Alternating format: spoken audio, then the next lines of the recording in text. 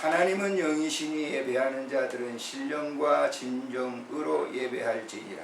거룩하신 하나님 아버지, 은혜를 참으로 감사를 드립니다. 우중 가운데서 우리를 부르시고 또 하나님께 예배할 수 있도록 은혜를 주시니 감사를 드립니다. 드려지는 예배가 하나님께 영광이요 우리에게는 한없는 평안과 은혜가 넘치는 귀한 예배가 되도록 축복해 주옵소서. 우리 구주 예수님의 이름으로 감사하옵고 기도드리옵나이다. 아멘. 23장 찬송을 드리도록 하겠습니다. 23장입니다. 만일이 내게 있으면 그 입 다가지고 내 구주 주신 은총을 늘 찬송하겠네. 내 은혜로우신 하나님 날 도와주시고 그 크신 영광 널리 펴달게 하소서. 내 주의 귀한 이름은 날 위로하시고 이 귀의 음악 같으니 잠이락되 도다. 내 죄의 권세 깨뜨려 그 결박 푸시고 이 추한 마음을 비로소 고정케 하셨네.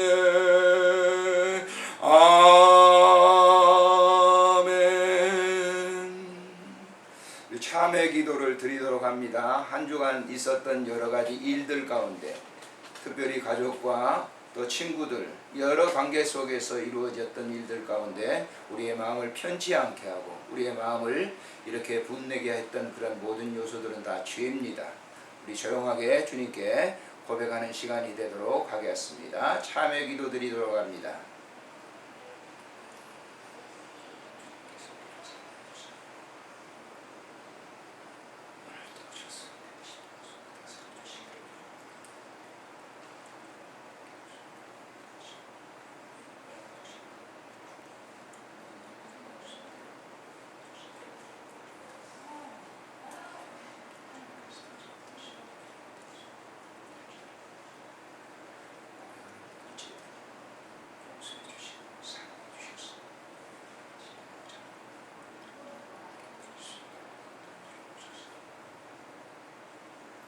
그러므로 그리스도 안에서는 정죄함이 없나니 너희의 모든 죄가 사해졌느니라.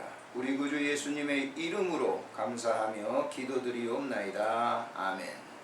신앙을 고백하도록 하겠습니다. 전능하사 천지를 만드신 하나님 아버지를 내가 믿사오며 그 외아들 우리 주 예수 그리스도를 믿사오니 성령으로 잉태하사 동정녀 마리아에게 나시고 본디오 빌라도에게 고난을 받으사 십자가에 못 박혀 죽으시고 장사한 지 사흘 만에 죽은 자 가운데서 다시 살아나시며 하늘에 오르사 전능하신 하나님 우편에 앉아 계시다가 저리로서 산 자와 죽은 자를 심판하러 오시리라. 성령을 믿사오며 거룩한 공회와 성도가 서로 교통하는 것과 죄를 사하여 주시는 것과 몸이 다시 사는 것과 영원히 사는 것을 믿사옵나이다. 아멘. 찬송가 96장을 드리도록 하겠습니다. 96장 찬송.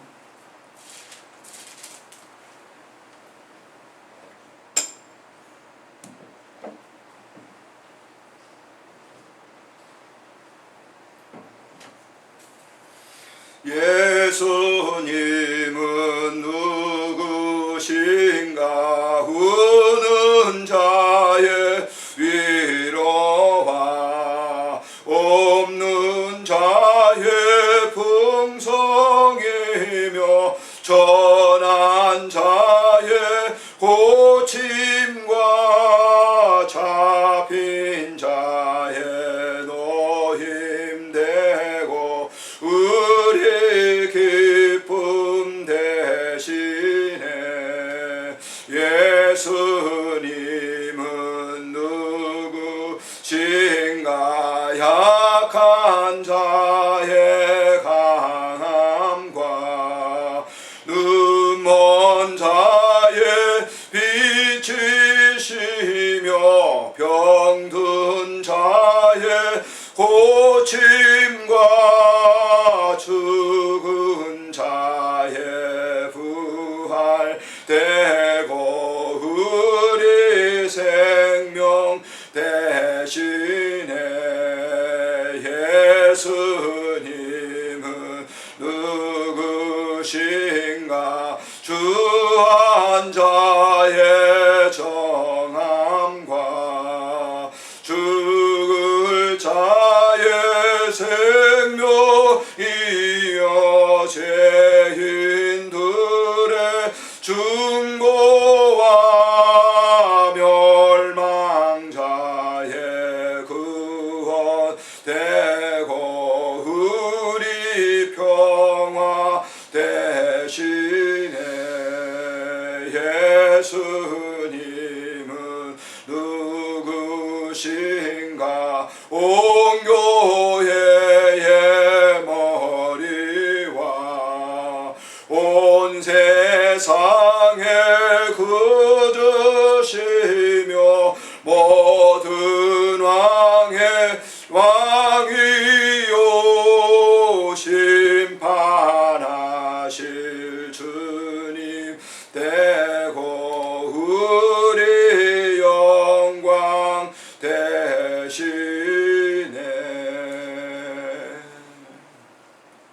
다 같이 기도드리겠습니다. 살아계신 하나님 아버지, 은혜를 감사합니다. 우리 안양 메트로 병동 호스피스 병동에서 사랑하는 환우들과 섬기는 분들과 함께 예배드릴 수 있도록 은혜를 주시니 감사를 드립니다. 하나님 아버지, 우리가 이 예배를 드림으로 말미암아 하늘의 기쁨과 하늘의 영광과 하늘의 평안을 우리의 심령 속에 누리도록 은총 베풀어 주시기를 간절히 빌고 원합니다. 하나님, 사도 요한이 홀로 예배드릴 때 하나님께서 임재하셔서 그에게 계시의 아름다운 말씀을 주셨던 것처럼 오늘 우리에게도 동일한 그런 은혜를 허락해 주시고 이 예배를 통해서 우리의 심령 속에 진정한 평안으로 감싸 주시기를 빌고 원합니다. 내 사랑하는 환우분들을 위해서 기도합니다. 하나님께서 이 병동에 입원케 해주시니 감사를 드립니다. 세상에 여러 병원들이 있지만은 이 병원에 입원하여 하나님과 깊은 영적인 사랑과 교제를 나눌 수 있도록 해주신 하나님 감사를 드립니다. 이 병동에 계실 때 외롭지 않도록 주님께서 늘 만져주시며 은혜를 허락해 주시고 이 병동에 계실 때 주님의 평안함이 임하도록 은총 베풀어 주시기를 간절히 빌고 원합니다. 환우분들의 가족들도 주님 지키시고 이런 일을 섬김으로 말미암아 다 복을 받도록 은총 베풀어 주시기를 간절히 빌고 원합니다. 이 병상에서 섬기는 귀한 분들에게 봉사의 철저한 정신을 허락해 주시고 주님이 주시는 그 아름다운 사랑의 정신을 허락해 주시기를 간절히 빌고 원합니다. 그래야 저들이 섬기는 그 섬김을 통해서 하나님의 깊은 사랑을 모든 환우분들이 알 수 있도록 은총 베풀어 주옵소서. 오늘 또 종을 우중 가운데 보내주셨사오니 하나님 하시고자 하는 일을 행하시고 말씀 속에서 비창한 주의 은혜를 받아 누리며 영광을 돌리도록 은혜 베풀어 주시옵소서. 우리나라의 각 병원에 있는 병동마다 주님 함께 하시고 사랑하는 환우분들에게 오늘 이 한 시간도 동일한 영적 은혜를 허락해 주시기를 간구하옵고 우리 구주 예수님의 이름으로 감사하오며 기도드리옵나이다. 아멘. 하나님의 말씀을 보시도록 하겠습니다. 하나님의 말씀 마가복음 4장에 있는 말씀입니다. 마가복음 4장 36절부터 41절까지인데요. 함께 같이 읽도록 하겠습니다.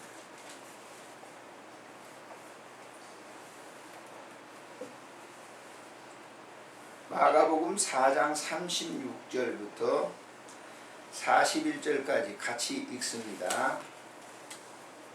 그들이 무리를 떠나 예수를 배에 계신 그대로 모시고 가매 무리가 다른 배들도 함께 하더니 큰 광풍이 일어나며 물결이 배에 부딪혀 들어와 배에 가득하게 되었더라. 예수께서는 고물에서 베개를 베고 주무시더니 제자들이 깨우며 이르되 선생님이여 우리가 죽게 되는 것을 돌보지 아니하시나이까 하니 예수께서 깨어 바람을 꾸짖으시며 바다더러 이르시되 잠잠하라 고요하라 하시니 바람이 그치고 아주 잔잔하여지더라. 이에 제자들에게 이르시되 어찌하여 이렇게 무서워하느냐 너희가 어찌 믿음이 없느냐 하시니 그들이 심히 두려워하여 서로 말하되 그가 누구이기에 바람과 바다도 순종하는가 하였더라. 아멘. 사람들이 위경에 처할 때 어떻게 되죠? 어려운 일이 갑자기 닥칠 때 사람들은 누구를 찾아요? 사람들이 어려움이 닥쳐왔어요. 그러면 누구를 찾습니까?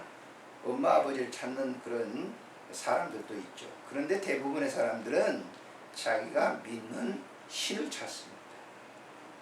그런데 그 신도 사람의 본성 속에 들어있는 신을 찾아요. 6.25가 일어나고 얼마 되지 않아서 이 한강에 다리를 이렇게 건너오는데 말이죠. 다리가 부직하고 부서지는, 나무 다리를 놨잖아요. 한강철도가 부서지고 난 다음에 소리가 나니까 옆에 계신 어떤 분들이 하나님을 찾더라라고 하는, 그분은 기독교 신앙이 아닌데도 하나님을 찾았다라고 하는 그런 유명한 일화를 들어본 적이 있습니다. 사람이 생명이 이급한 지경에 이르게 되면 누구든지 뭐예요? 신을 찾게 돼 있어요. 신을 찾아요. 그런데 묘하죠. 그렇게 신을 찾게 되어 있는데도 본질적인 신을 찾느냐? 그러면 그렇지 않아요. 처음에 어떤 어려운 상황이 부딪히게 되면 제일 먼저 사람들은 자기에게 힘을 줄 수 있는 사람들을 찾아요. 도움을 줄 수 있는 사람을 찾아요. 그러나 그 도움이 끊어지게 될 때 뭐예요? 사람들은 절망을 하게 되죠. 아, 나는 안 됐어. 이제 모든 것이 끝났어. 라고 하는 거예요. 자, 목사인 저로부터 여러분들이 하나님 믿는 분들이 계시죠. 그런데 여러분들에게 가정에 갑작스러운 어려운 일이 당했어요. 무슨 교통사고든지 아주 굉장히 큰 어려운 일을 당했어요. 그럼 먼저 어떤 생각을 합니까? 하나님을 찾는 그런 사람들이 있죠. 그러나 드물어요. 제가 목회하는 그 여러 한 40년을 이렇게 통계내 보면 하나님을 찾는 사람은 그렇게 많지 않아요. 뭐하냐? 가정에 어려운 일이 왔어요. 아, 목사님 신방해 주세요. 가서 보면요, 걱정이 태산처럼 살아요. 어떻게 하면 이제 앞으로 우리 가정을 어떻게 하면 살아갈까요? 이런 얘기를 하는 거예요. 목사한테 얘기하면 어떻게 했어요? 목사는 뭐라고 하겠어요? 하나님이 하십니다. 이렇게 대답만 해주는 거죠. 신방도 하고 설교도 해서 하나님을 잘 굳건히 믿으세요. 이렇게 붙잡는데, 가정에서 그런 일을 이렇게 당할 때는 사실 사람도 누구든지 그럴 수밖에 없겠죠. 염려부터 한다고. 근심부터 해요.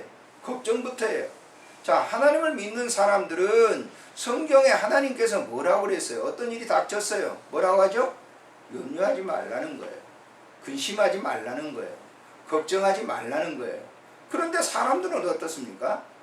이 목사를 포함해서 모든 기독교인들이 정말 그 큰 일을 당했을 때 그래, 하나님이 다 해주시겠지, 이렇게 다 맡기는 사람은 그렇게 많지 않죠.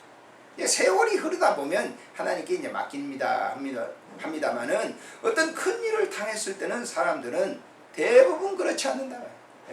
그래서 걱정과 근심, 두려워해가지고 앞으로 우리 가정이 어떻게 될 것인가, 앞으로 내가 어떻게 살 것인가, 우리가 이렇게 큰 환난을 당했는데 어떻게 이 문제를 해결하지? 그래서 그 짐 때문에 오히려 더 고통스러워하는 그런 분들을 저는 목회 현장에서 많이 봤어요. 우리가 이 병동에서 섬기면서도 그런 분들이 있어요. 이렇게 병이 나가지고 있는데 걱정부터 하는 거예요. 뭐 자녀들 걱정부터 시작해서 본인 걱정을 하냐고, 자녀 무슨 어떻게 이렇게 되게 되면 나는 어떻게 될 것이고, 굉장한 갈등 속에서 병상에서 지내는 분들도 계시더라 그 말입니다. 그러면 어떻게 해야 될 것인가 라고 하는 거예요. 문제가 일어났어요. 자기의 질병이 들었어요. 큰 환난이 가정에 왔습니다. 개인에게 닥쳤습니다. 그럴 때 과연 우리는 어떻게 그 일을 처리해야 될 것인가 하는 것이 오늘 본문 속에 잘 나타나 있습니다. 제가 이제 이 본문을 설명해야 돼요. 제 얘기를 하는 게 아니에요. 이 본문 속에서 일을 당했는데 그 일을 어떻게 제자들은, 어떻게 사람들은 그 일을 갖다가 보고 또 그 사건을 예수님은 어떻게 처리하고 있는가를 우리에게 가르쳐 주고 있어요. 자, 오늘 본문에 보시면은 36절에 이제 예수님께서 여러 병들을 고쳐주시고 많은 일을 하셨어요. 그래서 당신께서 쉬시기 위해서 저녁에 배를 타고 건너편으로 이제 건너가려고 배를 타셨단 말이에요. 이 이스라엘 나라 보면 갈릴리 바다라고 하는 큰 바다가 있습니다. 그 바다는 이 소금기가 있는 바다가 아니라 그냥 일반 물 바다, 큰 바다가 있는데 배를 타고 다녀야 돼요. 건너편으로 가려면 배를 타고 밤새 갔다가 이제 그 건너편 내리는데, 그날따라 예수님께서 쉬시기 위해서 그 광야로 이제 배를 타고 건너가시기 위해서 배를 탔는데 그 배 한 척만 아니라 그 옆에 있는 배들도 탔다고 말이에요. 근데 오늘 이 본문에 보니까 함께 하더니 그랬잖아요. 37절에 보세요. 광풍이 일어나며 물결이 배에 부딪혀 들어와 배에 가득하게 됐더라. 이 말은 뭐예요? 돛선이었단 말이에요. 지금처럼 이렇게 기계가 있는 배가 아니라 돛선이었어요. 그러니까 바람이 부니까 이 갈릴리 바다에 큰 바람이 부니까 어떻게 되겠어요? 배가 그냥 막 출렁거리죠. 파도에 출렁거립니다. 배가. 그러니까 어떻게 되겠습니까? 물이 막 배 안에 들어오고 그랬단 말이에요. 자, 이 정도 되니까 사람들은요 어때요? 배가 그렇게 출렁거리면요 소동하기 마련이에요. 제가 울릉도를 갔다 오다가, 갈 때는 몰랐어요. 속초에서 이제 울릉도 배를 타고 갔다가 거기서 4박 5일 지내고 이제 오는데 올 때도 모르겠더라고요. 그런데 한 2시간이나 들렸을까요? 그런데 그 동해 바다가 물결이 치니까 야, 멀미하는 사람들은 말도 못해요. 이리 쓰러지고 저리 쓰러고. 근데 저도 배를 타고 멀미를 하지 않거든요. 근데 막 그냥 배가 이렇게 출렁거리니까 야, 이게 배가 뒤집혀지지 않나 그런 생각이 저도 들더라고요. 그런데 당시에 이 배는 그렇게 큰 배가 아니니까 막 물결 파도가 쳐가지고 배 안에 물이 들어오고 물을 퍼내는 사람, 여러 사람들이 있었을 거 아닙니까? 배가 그렇게 됐다고 그랬어요. 자, 38절에 보니까 예수께서 고물의 베개를 메고 주무시더니 그랬어요.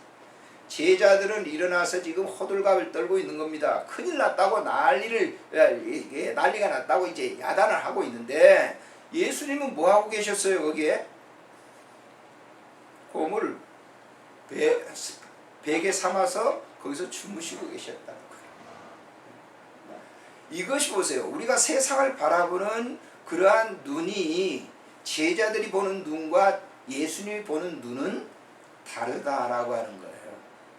여러분, 우리가 이 세상에 어떤 일이 개인적으로 일어났어요. 그 일을 내가 보는 그 관점과 예수님이 보는 관점은 다르다라고 하는 거예요. 예수님은 그 파도를 보시면서 그 파도가 오래 가지 않을 것을 아셨어요. 그 일을 통해서 배는 건너갈 것을 확신하고 있었던 거예요. 그런데 제자들은 뭐예요? 그 당장 일어나고 있는 사건 때문에 호들갑을 떨고 있는 거죠. 주무시는 예수님을 오히려 뭐예요? 이들이 뭐예요? 책망할 정도로. 예수님 주무시면 되겠습니까? 우리가 이렇게 죽게 됐는데 예수님 주무시면 무슨 잠을 자십니까? 이런 식으로 얘기를 했을 거 아닙니까? 신앙생활을 하다 보면요, 교회에서 그런 분들이 있어요. 어떤 일이 이렇게 닥치게 되면, 교회에 어려운 일이 닥치잖아요. 그러면 목사가 보는 관점하고 성도들이 보는 관점은 다릅니다. 그런데 신앙이 덜 된 사람들은 호들갑을 떨어요. 교회가 곧 풍지박산 만날 것처럼 그렇게 호들갑 떠는 사람들이 있어요. 그러나 개중에는 신앙의 눈을 가지고 있는 사람들은 그 일을 놓고 깊이 기도하는 분들을 이렇게 볼 수가 있죠. 똑같은 상황이죠. 자, 그 다음에 보세요. 여기 보면 제자들이 그렇게 우리가 죽게 된 것을 돌보지 아니하십니까 하고 이 말은 좋게 얘기한 게 아니에요. 예수님 앞에 불평을 막 털어내면서 잠자는 것이, 당신 지금 여기서 잠자야 되는 것이 옳습니까? 라고 하는 항거하는 거예요. 다음에 읽어보실까요? 자, 39절에 보니까 예수께서 깨어 바람을 꾸짖으시며 바다들어 이르시되 잠잠하라 고요하라 하시니 그랬어요. 예수님께서 깨어 내가 예수님의 입장이었다면 이 본문을 통해서 생각해 봤어요. 제자들이 그렇게 호들갑을 떨고 당신에 대해서 막 죽으시는 게 도대체 말이 됩니까? 라고 얘기했을 때 어떻게 했어요? 아마 나만 같았으면 제자들부터 먼저 책망했어요. 그 왜 호들갑을 떨고 난리지? 저도 목회하면서요, 교회 일에 이런 여러 가지 일들을 당해서 개인적인 생각 때문에 목회를 실패했던 그런 경우가 있어요. 실패라면 좀 이상하지만은 잘못했던, 그 일을 갖다가 주님께 맡겼으면 좋았을 텐데 그런 생각이 들 때가 있어요. 그래서 내가 먼저 생각하는 거예요. 교인들이 나한테 얘기를 하잖아요. 목사님 도대체 지금 교회가 이 정도 됐는데 뭐합니까? 그러면요, 저도 그러세요. 교회는 잠잠해질 거 이렇게 얘기하면 될 텐데 어때요? 내 생각은 당신이 도대체 뭔데 당신이 알아요? 몰라요? 이런 식으로 해서 교회가 어려움을 당했던 때가 있었단 말이에요. 그런데 예수님은 보세요. 이 사건 처리를 어떻게 해요? 제자들부터 먼저 얘기하시는 게 아니에요. 바다더러 이르시되 잠잠하라 고요하라. 문제부터 해결하시는 거예요. 그 문제부터 해결하시고 난 다음에 말씀을 하시는 거예요. 여러분, 우리가 어떤 사건이 일어나게 될 때 주변에 있는 그런 사람들부터 책망하지 마세요. 그런 경우가 종종 저도 있어요. 어떨 때 보면 그러면 그건 실패하는 거예요. 그러나 나중에 그 일을 통해서 그 일부터 같이 생각하고 처리하고 하게 되면 좋아요. 그러니까 그 처리를 하고 난 다음에 제자들에게 무슨 얘기를 예수님이 하고 계시죠? 잠잠하라 하시고 난 다음에 40절에 보실까요? 이에 제자들에게 이르시되 어찌하여 이렇게 무서워했느냐? 너희가 어찌 믿음이 없느냐? 그래서 이 말을 아주 주목해서 보셔야 됩니다. 사건의 현장에 하나님이 안 계신 게 아닙니다. 자, 우리가 살아가고 있는 삶의 현장에서 일어난 모든 일 가운데 하나님이 떠나 있는 게 아니에요. 기독교인들이 믿음 생활하는 그 일 속에서 일어나는 모든 사건들이 있어요. 근데 하나님이 멀리 떠나 있는 게 아니에요. 우리는 질병이 들고 가정에 어려운 일이 생기면 하나님 멀리 떠나 있는 줄 알아요. 착각하지 마십시오. 하나님은 그 현장에서 그 일을 묵묵하게 보고 계십니다. 네가 그 일을 어떻게 처리하고 있는가? 네가 그 일을 나한테 맡기는가 맡기지 않는가요? 믿음이라고 하는 건 신뢰예요. 그 일이 일어났어요. 그러면 그 일을 어떻게 하는가? 그 일을 주목하고 계신다라고 하는 거예요. 이 점을 우리는 놓쳐서는 안 돼요.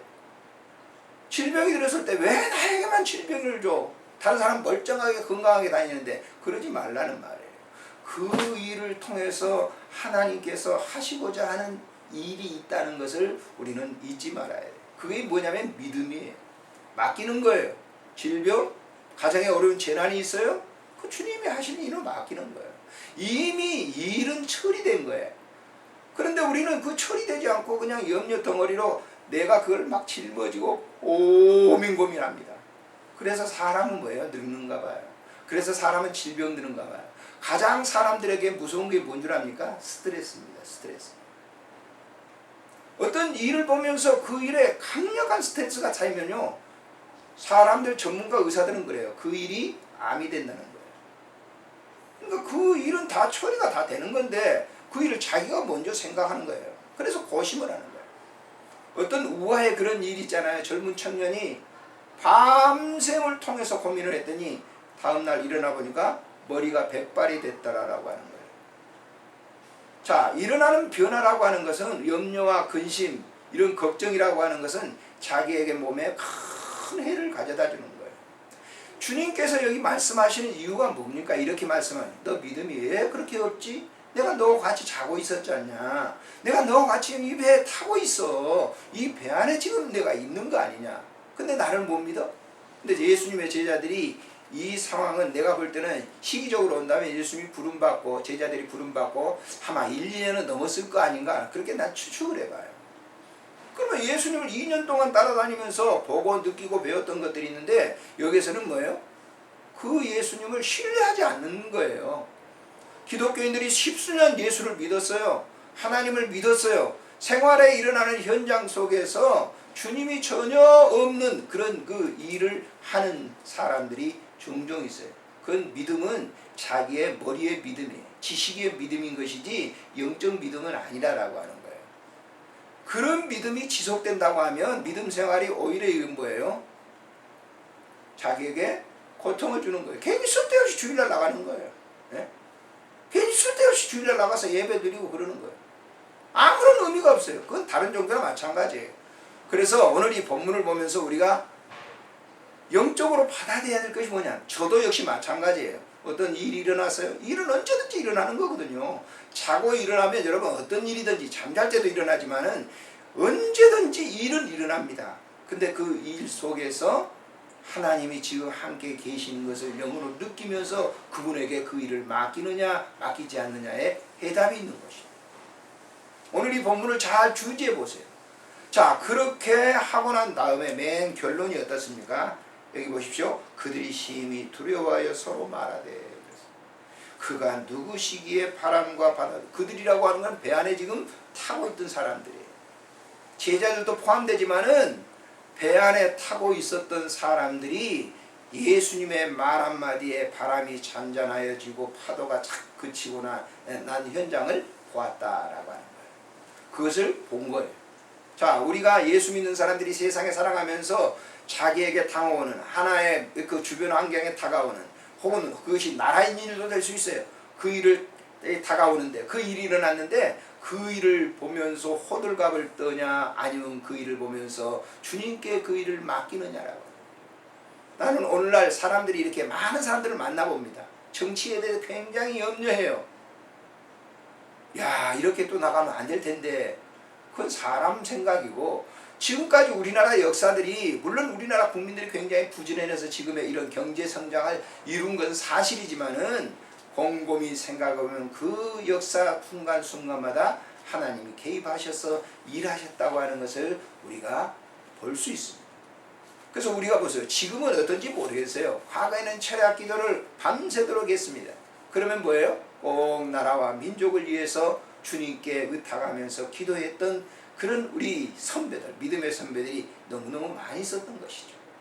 말씀을 맺으면서 오늘 또 우리의 신앙의 삶 속에서 일은 일어납니다. 근데 그 일 속에 하나님 멀리 있는 게 아니에요.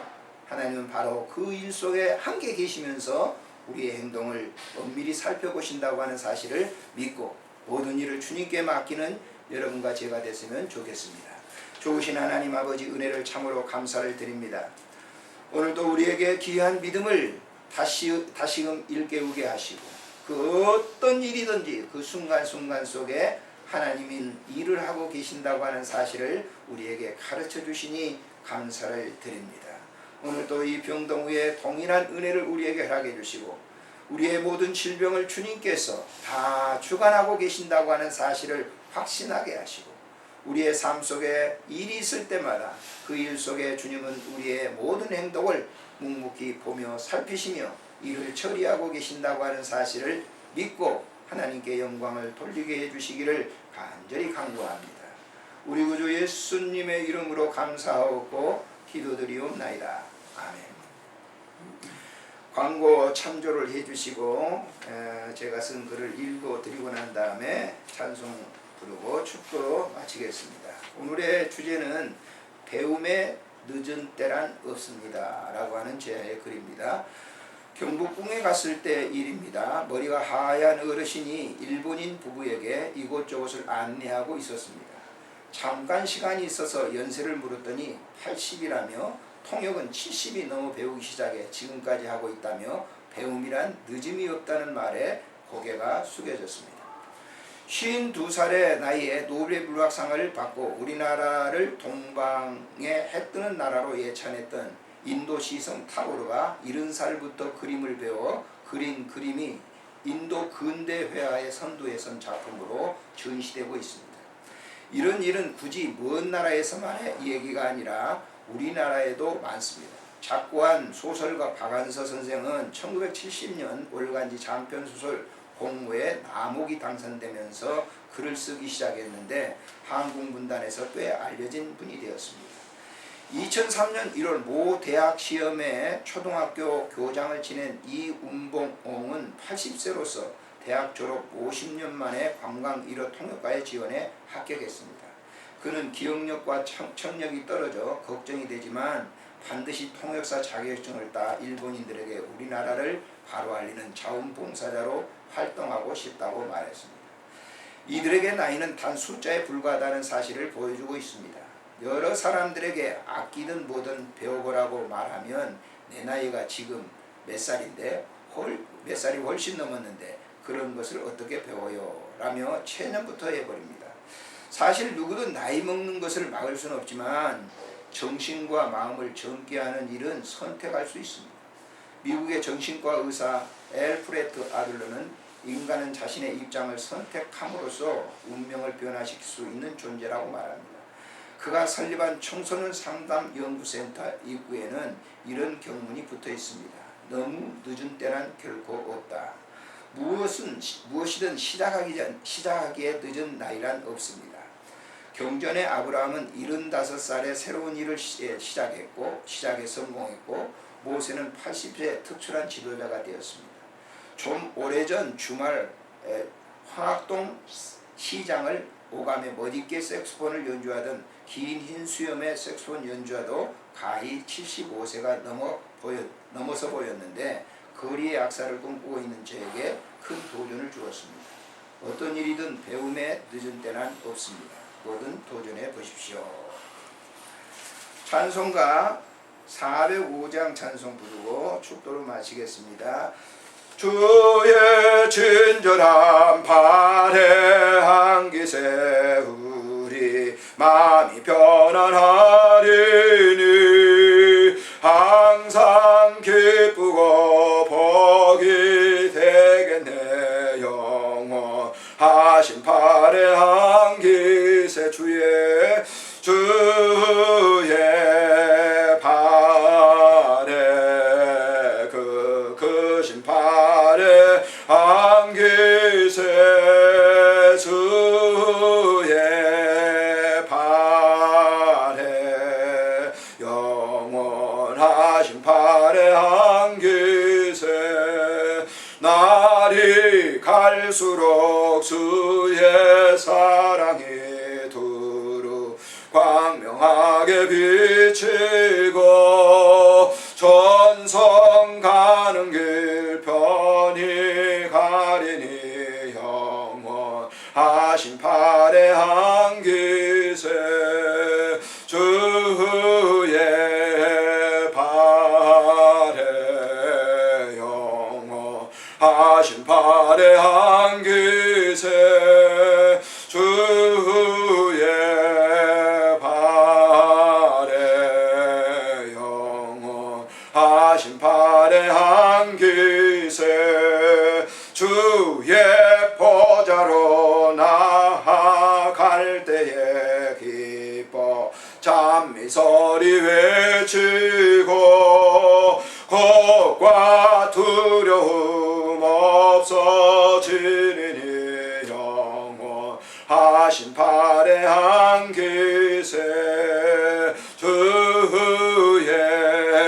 발에 크신 발에 기세 주의 발에 영원하신 발에 기세. 아멘. 이제는 우리 구주 예수 그리스도의 은혜와 우리 하나님 아버지의 만극하신 사랑과 성령님의 교제하심이 오늘도 예배드리는 내 사랑하는 환우분들과 섬기는 귀한 분들 가족과 가정 위에 그리고 특별히 우리